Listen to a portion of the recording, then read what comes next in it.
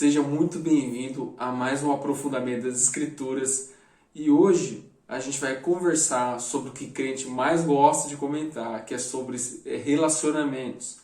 Então eu sempre gosto, de trazer 3 perguntas ou uma série de perguntas para nos orientar ao longo do estudo. Então hoje não ia ser diferente e aproveitar, não sei quando você está assistindo esse vídeo, mas a gente está perto daqui do dia 12, que é dia dos namorados, então melhor do que isso, impossível, E agora você já vai ter o subsídio necessário para entender, melhor sobre essa parte de relacionamento à luz das Escrituras, tá? Então vamos lá, a primeira pergunta é: qual o propósito de Deus para o casamento? A segunda: por que é pecado se relacionar sexualmente antes do casamento? E a terceira: existe quantos tipos de amores? E eu gostaria de começar primeiro respondendo a última pergunta, justamente porque ela vai servir de pano de fundo, de orientação para os demais questionamentos que a gente colocou aqui. Bom, quais são os 4 tipos de amores que existem nas Escrituras? Existe um autor muito conhecido que escreveu um livro sobre isso, que é os 4 amores, bíblicos, de C.S. Lewis. Então, se você não leu ainda esse livro, eu recomendo fortemente, porque lá está muito melhor explicado. Aqui eu só vou dar uma pincelada para servir, como eu falei, de pano de fundo para as outras perguntas. Então, o primeiro deles, e o mais interessante, é o amor ágape. Alguns traduzem também como ágape, não a pronúncia. Então esse é o amor incondicional, é o amor que Deus tem por nós e também esse amor que nós temos que ter pelo nosso próximo, inclusive se ele for nosso inimigo. Esse tipo de amor, ele não é um sentimento, é uma decisão seguida de uma ação. Então nós geralmente fazemos algo em favor dessa pessoa, de alguém que a gente ama com esse amor, sem esperar nada em troca ou mesmo não tendo sentimento algum sobre essa pessoa. E exatamente foi isso que Deus fez por nós, porque ainda nós estávamos nas nossas ofensas e pecados, e Ele mandou o Seu Filho para que todo aquele que nele crer não pereça, mas tenha vida eterna. Então, isso justifica esse. Então, Deus já ajuda a gente a entender que Deus ama a todo pecador, mas não é condizente com as suas práticas. Maravilha. Então, o segundo é o amor filéu, que é o amor de amigo, amor de amizade, no qual você ama aquela pessoa que tem afinidade com você. Então, baseado na afinidade, é um sentimento, Já é um sentimento. E geralmente está atrelado àquilo que a gente tem em comum com alguma pessoa. O amor storge também é um sentimento. Geralmente a gente não escolhe com quem a gente vai liberar esse amor. É o amor fraternal. Geralmente a gente tem pela nossa família, claro, e pessoas próximas. Então, uma coisa que é interessante que está anotado aqui é: você geralmente você não gosta muito daquele seu irmão chato, irmão mais novo, irmão mais velho, mas você faz muita coisa por ele, por causa desse amor. E o último amor desses 4 amores que a gente comentou é o amor eros. É o amor que envolve a paixão e desejo. Geralmente está atrelado ao desejo ou atração física.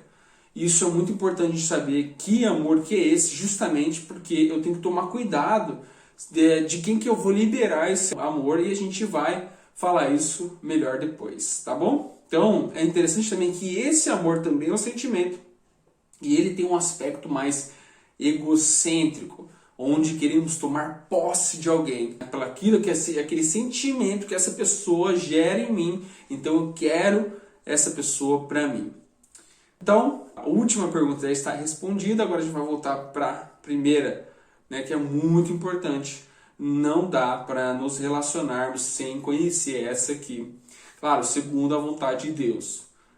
Então, a pergunta é: qual que é o propósito de Deus para o casamento? Então, essa pergunta é muito pertinente. É bom que a gente consiga respondê-la aí para entender o que é se relacionar com o próximo. O que tem a ver esse propósito? Ao contrário do que muitos pensam, o casamento não é somente uma instituição que dá o aval, ou que eu posso usufruir dos prazeres sexuais. Então isso é um equívoco muito grande também. E a gente tem que lembrar que nosso Deus é perfeito. Então, cada vez que a gente mergulha nas Escrituras, ele se revela para nós em cada detalhe e a gente entende um pouquinho mais a essência de Deus. Eu tenho que entender lá desde Gênesis, né, que é desde o Jardim do Éden, onde o casamento foi criado com o objetivo de ambos terem companhia. Eu vou ler aqui Gênesis capítulo 2, versículos 18, 23 e 24.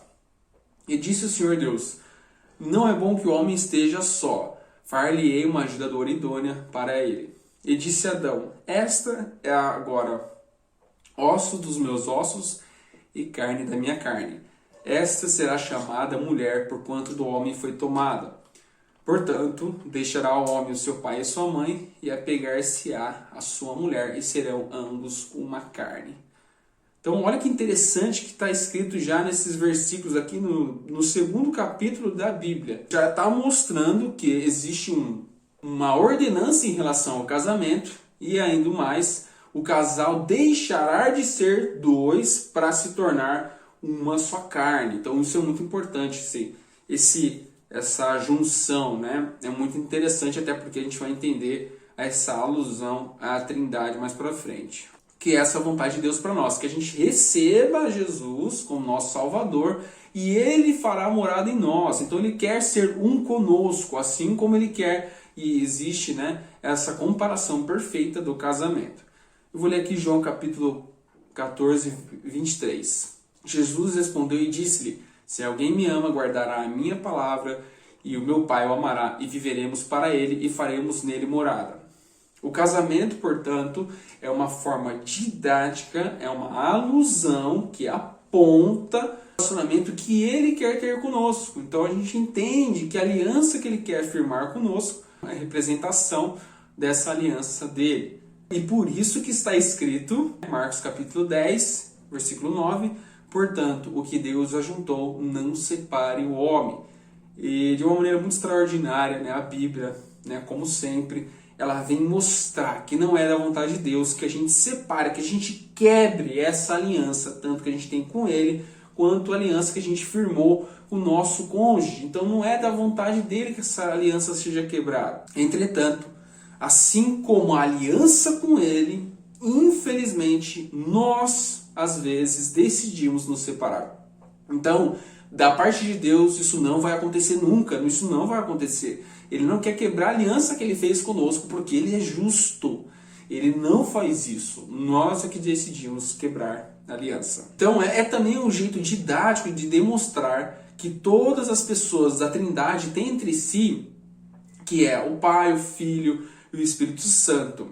Então, esse amor vem mostrar que eles são perfeitos em união. Eu entendo, começo a entender como que a Trindade, cada um da Trindade, o Pai, o Filho e o Espírito Santo se relacionam entre si de forma perfeita.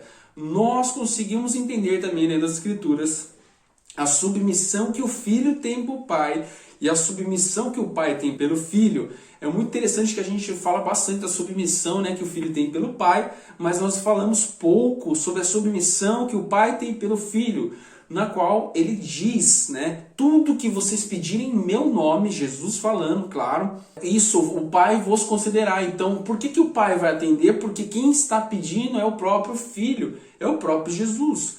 Então, existe uma submissão do Pai para o Filho, olha que maravilha. E é uma submissão que deve ser a submissão dentro de um casal, na qual é uma perfeita submissão em amor.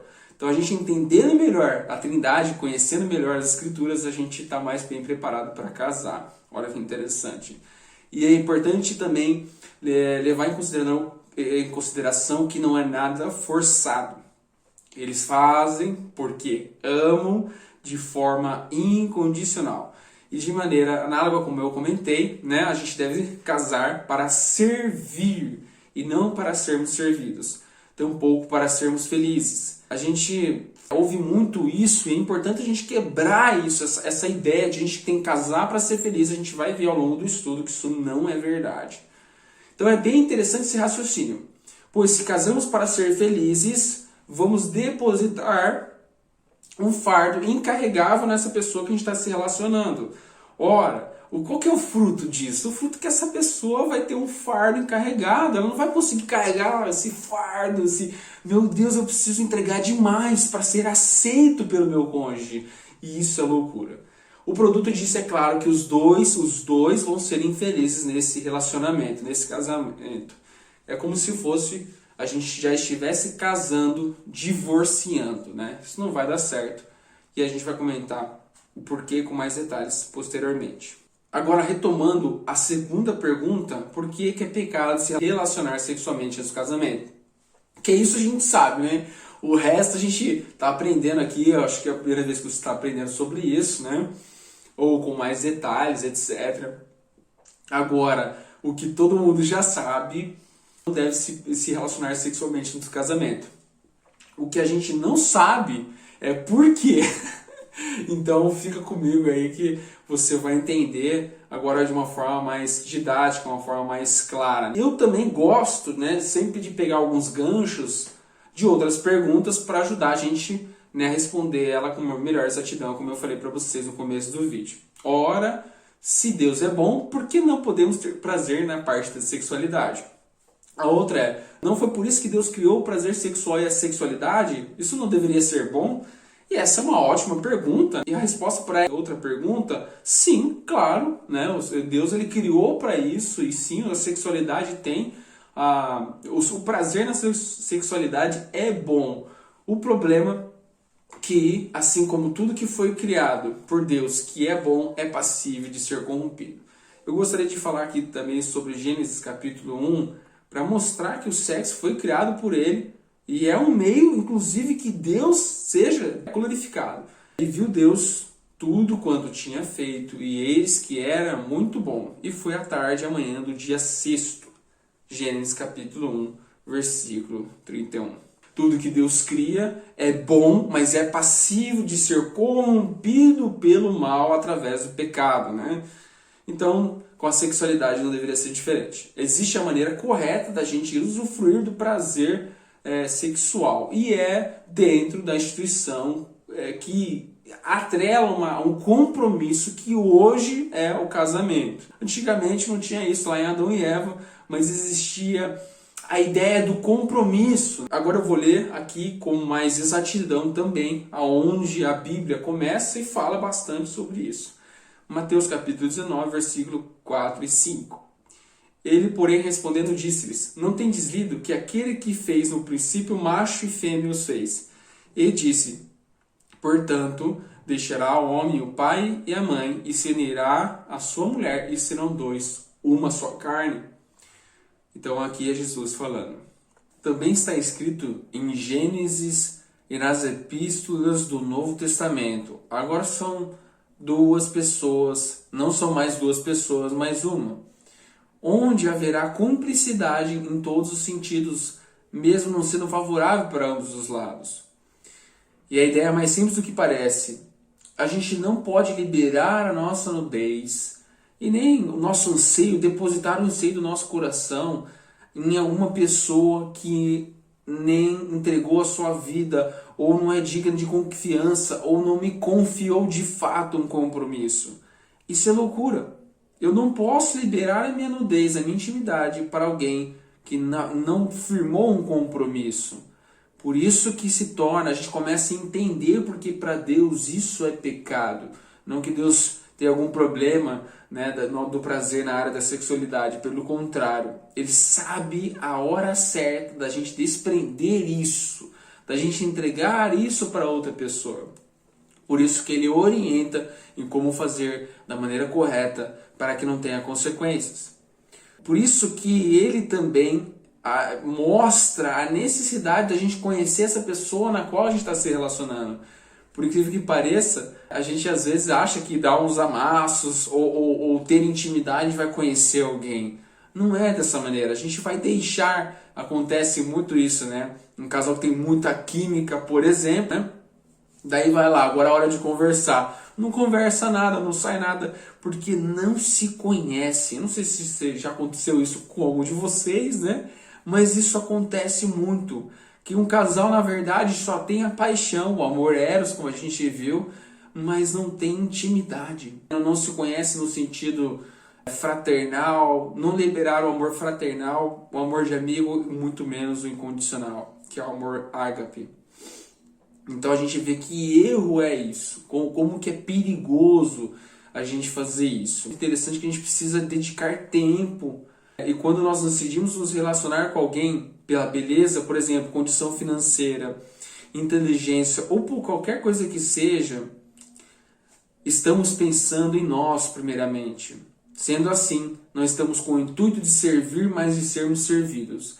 Então esse entendimento é muito interessante. Se eu me relaciono com alguém pelo aquilo que ela tem para dar, o que ela demonstra, eu estou pensando em mim. Eu quero ser servido, eu quero ser, né, de fato, né, servido para aquela pessoa nessa área que eu tanto almejo. Aquilo para mim é importante. Então é um erro, é uma contradição, né, eu fazer isso, porque eu não estou interessado naquela pessoa, o propósito daquela pessoa, eu não estou interessado em compartilhar aquilo que eu já tenho com ela, mas eu quero algo que ela tem.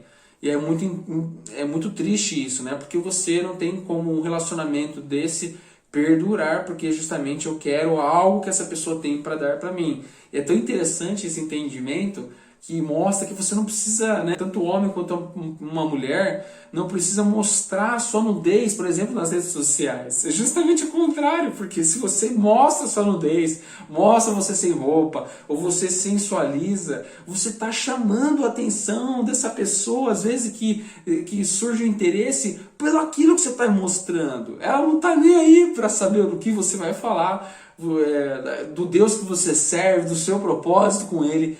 Ele só está preocupado, ou essa pessoa está preocupada, simplesmente naquilo que você está mostrando para ela. Então é como se fosse um tiro no pé.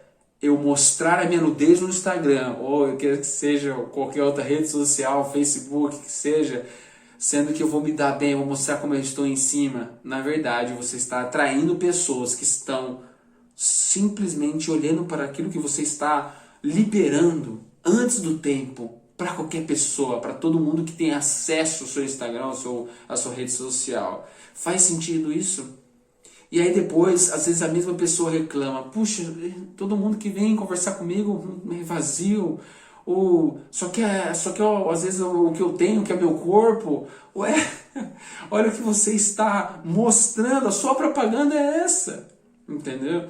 Agora, muito interessante que um verdadeiro servo, uma serva de Deus, quando olha um perfil que é muito promíscuo, ele fala: meu Deus, bom, que pena, né? Essa pessoa está com falta de Cristo.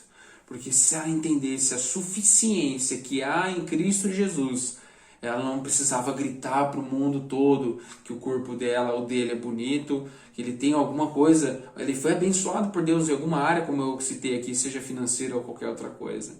Então a gente vê que né, a rede social ela transmite isso, quão vazio nós estamos, né? Eu quero retornar para os tipos de amores, né, que a gente tem que conhecer primeiro. Se eu, por exemplo, libero, né, o amor eros antes de liberar os 3 outros tipos de amor, eu estou me cegando, literalmente eu me cego. E eu não enxergo um palmo na minha frente, mesmo que essa pessoa não tenha nada a ver comigo. Os interesses dela não tem nada a ver comigo. Eu me cego, porque eu me interesso mais, olha só, pelo que essa pessoa causa em mim, ou o que ela tem para me doar. E o efeito disso é óbvio. Se a gente libera essa paixão que é o amor eros, eu não vou liberar os outros 3 tipos de amor. Eu não vou nem tentar ali instigar a entender se faz sentido, se eu conhecendo essa pessoa de fato, conversando com ela, se ela faz sentido para minha vida. E a gente sabe também que a paixão não tem força para assegurar um relacionamento duradouro. Até a ciência fala isso, né? Outro ponto é que posso utilizar o recurso lógico mesmo, né? Entender como que funciona isso. Se eu demonstro ser interessante para alguém, certo? Eu vou ser escravo dessa casca que eu criei. Como assim? Se eu demonstro ser uma outra pessoa que eu não sou, eu criei uma casca. E aí eu vou ser refém dessa casca pro resto da minha vida se eu me relacionar com essa pessoa. E eu gosto de falar sobre isso, que até coloquei aqui, que é o efeito... Eu estou aplicando o efeito seco. Então eu conquistei essa pessoa. Criei uma casca, criei um juro que não existe, né, para eu conquistar essa pessoa. Então eu apliquei o efeito sereia. E o efeito sereia, o que é isso? Os dois estão se enganando, porque eu estou enganando essa pessoa, eu não sou essa pessoa, então eu criei uma casca, enganei ela, e ela veio, se apaixonou, ou começou a gostar dessa casca que eu criei. E os dois vão perder. Porque depois de um tempo, ou eu vou cansar, né, de estabelecer, de mostrar essa casca, de criar essa casca, porque cansa, né, não sou eu, né, e o que vai acontecer? Que a outra pessoa vai perder o interesse. Eu também vou deixar de ser, né, eu vou ficar carregado porque eu criei essa casca, se eu não desprender dela, né, e se eu desprender, a outra pessoa pode ainda falar, ué, mas eu não me relacionei com ele assim, né? Ele era de outro jeito, olha só. Então os ambos vão ser infelizes.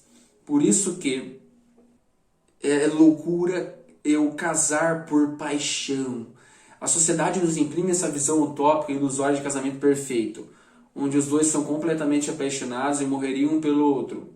Isso é loucura. Isso não existe. Deposita uma ilusão da vida de tanta gente através de filmes, novelas, seriados, redes sociais, e a pessoa, ou nós, né, quando não temos esse entendimento, vivemos vagando para encontrar um hospedeiro para nossa própria idolatria. Porque no fim, se você está querendo um relacionamento assim, você está pensando em você e não em Deus. E é muito forte esse entendimento. É para isso que serve esse estudo, é para causar um impacto. Porque se eu estiver buscando alguém para isso, eu não estou amando a Deus sobre todas as coisas. E eu vou ter provavelmente um relacionamento fadado ao fracasso. Vou colocar mais uma pergunta que sempre a gente pergunta, né? Quando está às vezes namorando. Se um casal de namorados estão juntos e se amam, por que não se entregar a esse desejo na área da sexualidade? Afinal, a gente já vai se casar mesmo, né? Eles podem afirmar. Tem problema? E é muito interessante essa pergunta que demonstra a maturidade, às vezes, infelizmente, ou talvez a ignorância da pessoa que está perguntando. Mas é importante a gente ter esse entendimento também. Às vezes a gente acha que está ganhando tempo ou ganhando alguma coisa, pulando os passos da maturidade. Há um tempo para todas as coisas, justamente para eu investir tempo conhecendo essa pessoa. É um erro achar que eu vou estar ganhando tempo pulando os passos. Na verdade, eu vou estar só perdendo. Eu vou deixar de estar aproveitando esse tempo de conhecer uma outra pessoa. Conhecer de fato, não estou falando conhecer intimamente. É muito importante a gente também quebrar esse entendimento equivocado, né? Conhecer de fato é entender o propósito, conhecer essa pessoa de uma forma melhor. E a resposta para essa pergunta é: se vai casar, ainda não casou. É porque ainda não casou, correto? Então ainda há algumas coisas para ajustar. Faz sentido a gente liberar nossa intimidade antes de firmar do compromisso? Pense um pouquinho. E se não casar? Com toda certeza, os dois vão sair afetados desse relacionamento. O namoro é tempo de conhecer, de prestar atenção nas qualidades e principalmente nos defeitos da outra pessoa. Ninguém aqui é bobo de pensar que um casal jovem, cheio de virtude e de hormônios, vai parar para conversar e se conhecerem. Então exige uma certa maturidade, a gente tem que entender e falar isso para os jovens. Não seja enganado pelos seus próprios hormônios. Porque é natural que às vezes a gente até se arrependa da escolha que a gente fez por causa do burburinho, né? Da explosão de hormônios. A gente é capaz que a gente volte atrás naquela decisão que a gente fez, porque a gente não estava pensando com a consciência, mas estava completamente iludido e cego pela própria tentação. E lembrando que a tentação ela só é porque a gente ainda não casou, né? Porque o relacionamento conjugal é para honra e glória de Deus, sexual conjugal entre um casal casado é para honra e glória de Deus. O que acontece? A gente às vezes dá lugar à ansiedade, né? A gente pula os passos, não faz tudo direito, não conversa, não é uma coisa leve. Parece que a gente está assim, meu Deus, se não ou vai ao racha, se não for agora, a gente anda ansioso. E eu pergunto, para que andar ansioso? O que que você vai perder? O que que você vai perder ou deixar de ganhar se você não for rápido? Meu Deus, isso é muito importante. Porque se a gente parar para pensar e puxar, eu sempre gosto de falar isso, puxar a cordinha do pecado, a gente vai ver que na verdade nós estamos depositando o anseio da nossa alma em algo que não vai responder, não vai conseguir suprir essa necessidade.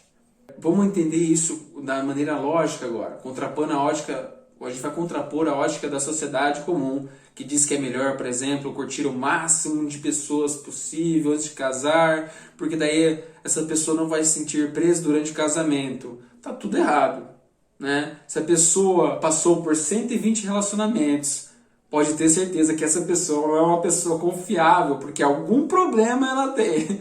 Porque 120 pessoas, 120 relacionamentos mal acabados, isso não indica uma pessoa concisa, uma pessoa que sabe o que está fazendo, porque ela está perdida. Isso demonstra até o contrário, né? O que ela está buscando? Outro ponto é que se ambos conheceram o casal, né, antes de casar, algumas ou várias pessoas intimamente na parte sexual, depois de casados, vão ter pontos de comparação com a pessoa que ela está casada. Tanto na área sexual, quanto do corpo, com o seu cônjuge. Isso é bom? Não tem como isso ser bom. Percebam o quanto isso irá deturpar a relação depois do casamento. Isso serve para qualquer tipo de intimidade sexual, hein? Não somente para penetração, para deixar muito bem claro.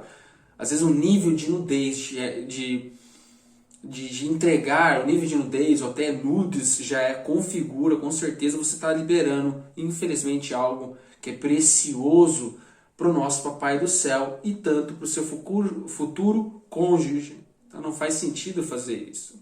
A gente acha que está ganhando, né? Mas na verdade está perdendo. A minha orientação pessoal é que aproveite o tempo do namoro para conhecer a pessoa na qual você está se relacionando. Permitindo que o Espírito Santo te guie, ele te mostre se é isso que ele quer mesmo. Inclusive, antes de começar, né, a namorar, você olhe para uma pessoa, converse com ela, veja se você já tem liberado os 3 tipos de amor que a gente falou, tanto o incondicional, o de amigo e o fraternal, porque senão não faz sentido você se relacionar com essa pessoa, é loucura, é um tiro no escuro. A gente acha, né, a sociedade fala, não pode ser amigo, hein? Não pode ser amigo, vai estar na friend zone, né? E a palavra de Deus diz, conheça a pessoa primeiro, antes de namorar com ela. Olha só que maravilha. Porque senão você vai estar vendado com os olhos da paixão. Lembra do efeito sereia, você pode usar bastante, isso vai te ajudar. Bom, e aqui eu até coloquei um ponto que às vezes algumas pessoas perguntam. Bom, que não há problema nenhum, não há pecado nenhum na sexualidade, pois dizem que não existe pecado em desfrutar desse prazer, desde que deixe claro as suas intenções para a pessoa na qual que está se relacionando. Conhecido vulgarmente por ficar. Esse conceito, né, que não existe pecado, é da hipergraça, onde não existe de fato pecado e tampouco condenação. Mas, apelando para a lógica, né, depois eu deixo um vídeo só para falar da hipergraça, é claro que pessoas que buscam relacionamentos passageiros e sem compromisso estão precisando de ajuda. Isso não é normal, isso não deve ser normal, né? Pois depositam seus anseios em relacionamentos casuais e sem nenhum sentido. Isso realmente é um problema e a pessoa, infelizmente, às vezes demora um pouco de tempo e aí leva um caminhão de gente junto que também está perdido junto, né? E para nada. Mas até essa pessoa, se você conhece alguém que está nesse estado, convide-a a conhecer a Cristo e conhecer a suficiência que Cristo, né, vai dar para essa pessoa. Bom, agora a gente vai falar sobre a conclusão. E um dos pontos mais primordiais dessa conclusão são o sexo ou o casamento não vai resolver a sua falta de felicidade. É muito importante a gente entender isso. Nós sabemos que a gente é uma fábrica de ídolos. Nós somos, infelizmente, uma fábrica de ídolos, até aqueles que já são convertidos. A gente tomar cuidado com o nosso coração enganoso. A Bíblia fala. E é claro que a gente não perderia a oportunidade de depositar o anseio da nossa alma também nessa área. E o que a gente faz? É isso. E a sociedade vendo isso acontecer, né? Então ela só imprime cada vez mais, né? Fazem vídeos, filmes que mostram esse amor utópico, doentio. E aquilo a gente, nossa, eu queria alguém que me amasse desse jeito. E a gente tem essa falsa ideia de amor incondicional. Isso não é verdade. Até que o apóstolo Paulo disse, se eu ainda desse a minha própria vida e não houvesse amor incondicional, né, que é caridade na nossa tradução, de nada valeria. Então é isso que é importante. Sem o amor incondicional, tudo que a gente faz é vão. Não faz sentido. E ao contrário do que muitos pensam e vivem por isso, o relacionamento ou a sexualidade não irá satisfazer o anseio de alma que nós temos. Então, a falta de Cristo não vai ser, você não consegue colocar o relacionamento no coração e não vai preencher, vai ficar um vazio enorme. E o que acontece? De forma prática, as pessoas casam achando que vão suprir esse anseio de alma, né? Colocar lá o ídolo no lugarzinho do coração, e a verdade é que se frustram, porque não vai acontecer isso. Isso não vai, porque esse vazio tem cara de Cristo. Então nós temos que tomar cuidado e examinar nós mesmos para ver se a gente depositou um anseio que não é para ser depositado nessa área, para ver se já não se tornou um ídolo de fato, um super desejo. Por isso significa que estamos sequestrando o nosso coração em algo falível, incapaz de suprir a necessidade da nossa alma. Então não faça isso, não faça isso. Deus tem o melhor para nós. E é importante lembrarmos que Ele é bom e sabe o que nós precisamos. E aqui eu dou uma recomendação também para quem ainda não se casou e sofre por estar solteiro. Se você está solteiro para ter um casamento, um relacionamento abençoado por Deus, é importante se preparar antes. E como que eu faço? Como cristão, nós nos preparamos, e a única maneira, a maneira mais correta, a maneira mais infalível de eu me preparar para um casamento segundo a vontade de Deus, é eu me aproximando dele. É eu me aproximando de Deus para entender. Eu fico mais suscetível ao falar do Espírito Santo. Mesmo que você se relacione com uma pessoa que é um servo de Deus ou uma serva de Deus, só que o Espírito Santo vai falar assim, não, filho, não é o momento, não é para você, filho. Não quer dizer que seja um lobo, né, em pele de cordeiro, não. É porque simplesmente Deus não é o seu tempo. Deus sabe o que é melhor para você e você não sabe porque você não é onisciente. Então faz sentido, né? É inevitável quando eu me aproximo dele, ele transforme e toda a minha ansiedade, que então eu estou sofrendo por estar solteiro, eu queria, e eu particularmente também quero, eu estou solteiro nesse momento, mas isso não é mais o que sequestra o meu coração, porque eu depositei essa área da minha ansiedade em Cristo.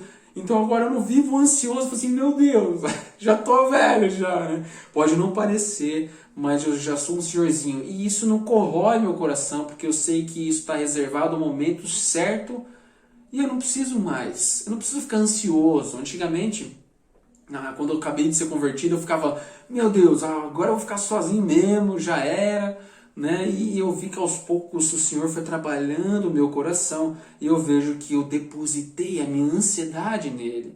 Olha que maravilha. E aí, quando me perguntam, Júlio, por que você está solteiro? E eu sempre falo que eu estou aproveitando, parece até uma brincadeira, né? Que eu estou aproveitando o tempo de solteirice para servi-lo. E que de fato, aquele que está casado tem que cuidar das coisas de casado, e glória a Deus por isso. Mas é fato que a gente não vai ter mais a mesma liberdade de servir a Deus. Então a gente tem que aproveitar esse tempo, né? Eu não preciso ficar o tempo todo, amor, tô indo aí, tô quase, e os filhos? Não, porque eu não tenho essa responsabilidade, entende? Então aproveitem esse tempo para servir a Deus. Então, quando eu deposito essa ansiedade nele, eu lembro que ele não me abandona, ele não mente, ele não me engana, ele sofre comigo. Mesmo quando eu mesmo escolhi algo, uma coisa errada, ele sofre comigo. Então ele não fala assim, não, Júlio, não vai por aí. Aí eu fui lá e fui por ali. E ele sofre com a gente, mesmo assim. filho, não era isso que eu queria para você. Então é maravilhoso. Ele nos cuida, nos guia durante todo o processo de regeneração. Se estiver passando pelo processo de regeneração nessa área também. E antes de casarmos, é importante a gente entender que a suficiência da nossa vida deve estar inteiramente em Cristo. Pois só assim seremos capazes de compartilhar essa alegria com o nosso futuro cônjuge, sem depositar um fardo incarregável, desnecessário e qualquer coisa que seja. Então os dois vão compartilhar a completude. É o único triângulo amoroso que é permitido por Deus. Que é, né? Eu vou até fazer um triângulozinho nessas duas áreas de baixo aqui, o casal em cada lado do triângulo e aqui em cima Deus. Se eu estou mais próximo de Deus, então o casal está mais próximo de si mesmo. É maravilhoso. E esse triângulo amoroso é aprovado por Deus. Então eu me encaixo no meio da Trindade ali, justamente para entender a suficiência de Cristo. Bom, e aí, claro, essa relação vai ser leve, vai ser com diálogo, carinho e intimidade, assim como nossa relação deve ser com o Papai do Céu. Bom, espero que esse vídeo tenha impactado a sua vida nessa área de relacionamentos. E ora o Senhor, começa a pedir para Deus orientar o seu coraçãozinho para que a gente permita que seja feita a vontade de Deus também nessa área. Tá bom, gente? Então foi um prazer. Espero que você tenha curtido. E deixa aí seus comentários também, vai ser um prazer. Ideias de outros vídeos que eu estou à disposição. E eu oro para que a sua ansiedade esteja completamente colocada em Cristo Jesus. Fica na paz.